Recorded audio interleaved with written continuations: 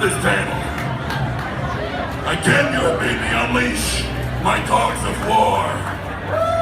And the first dog that I would like to introduce to you, WinterCon, is my personal Mad Max cosplay guru, Carl Bartasinski, the man who is in charge of MadMaxCostumes.com and one of the founders of the largest post-apocalyptic party in the world, Wasteland Weekend.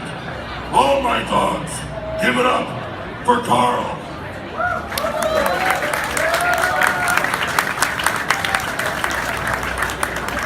Thank you guys, it's really great to be here. What an amazing panel we have for you today. And what an amazing reunion we have for you today. It's been 35 years since the making of Mad Max 2: The Road Warrior. And it's also been about 35 years since some of these guys have seen each other. So this is a really amazing thing here today. There have been 4 films in the franchise: Mad Max 2: The Road Warrior, Mad Max Beyond Thunderdome, and of course Fury Road, which came out last year. I still have to say that as awesome as Fury Road was, I still think Mad Max 2: The Road Warrior is still my favorite film of them all. Right? It's just such a classic. It's a post-apocalyptic Western samurai film. It was back in the days when you didn't see a lot of visual effects in films. Everything was done in camera. It's just a very, very classic, wonderful film. So, I'm going to begin introducing the actors we have here today. They flew from all over the place: Los Angeles, Australia, the UK. I myself flew from Los Angeles just for this, to be here for this. It's very historic. All right, so our first actor, introducing Vernon George Wells, who played Wes in Mad Max 2: The Road Warrior.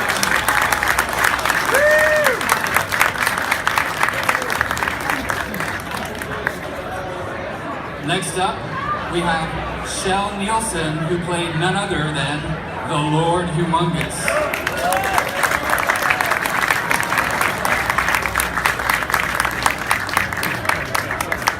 Next is Emil Minty. You might not recognize him, but he was the feral child in the film. He was only 8 years old at the time. Next, we have the beautiful Virginia Hay, the warrior woman. And last but not least, Bruce Spence, the gyro captain, also Jedediah in Mad Max Beyond Thunderdome. So the way this is going to work, we're going to ask a few questions, and then later on we're going to open it up for questions out in the audience. So think about what you want to ask these guys. I think the first question we're going to ask is, if you guys are all ready. It's been 35 years. What do you all think about what the movie has become over the last 35 years, and what do you think about all the fandom and all of the celebration of the film? Personally, I think you're all bloody insane. Seriously. I think it's amazing.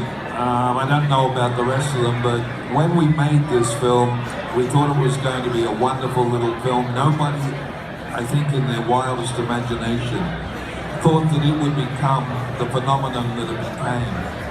And it's funny because it works in 2 ways. To be in a film like Mad Max, like Road Warrior, is an amazing experience. It's an amazing thing to be involved in. The other problem is it becomes this big millstone around your neck that everybody expects that's the only thing you can do.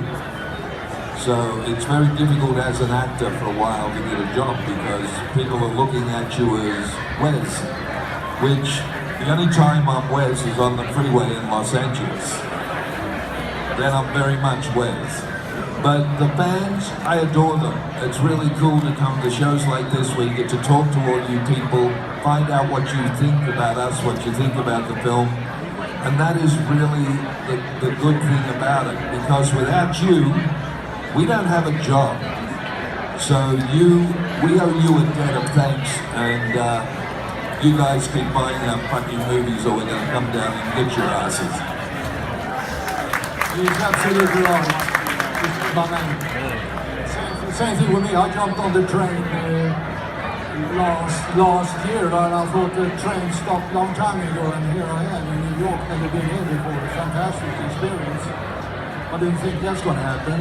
Then we start to do the movie, right? And thank you guys to come and see me, because as I said, right, you must be fucking insane, right? Because to have my autograph after 35 years, right, I can't almost see what I like here. But thank you. Thank you all. I think one of the reasons that these films have sustained over the years is because we need these stories to be told. Anybody who's read Joseph Campbell, The Hero with 1,000 Faces, that's the synthesis of all mythological stories that go back to the Greeks and the Romans and so on. And these films are based on that. And we need these stories to be told, just like the Star Wars movies, just like the Lord of the Rings films. These are all stories based on those great mythological stories that have kept people alive. We have a psychological need for these kind of stories, a philosophical background, the moral stories that go through them. And I think that's why we're still here today, because we need them.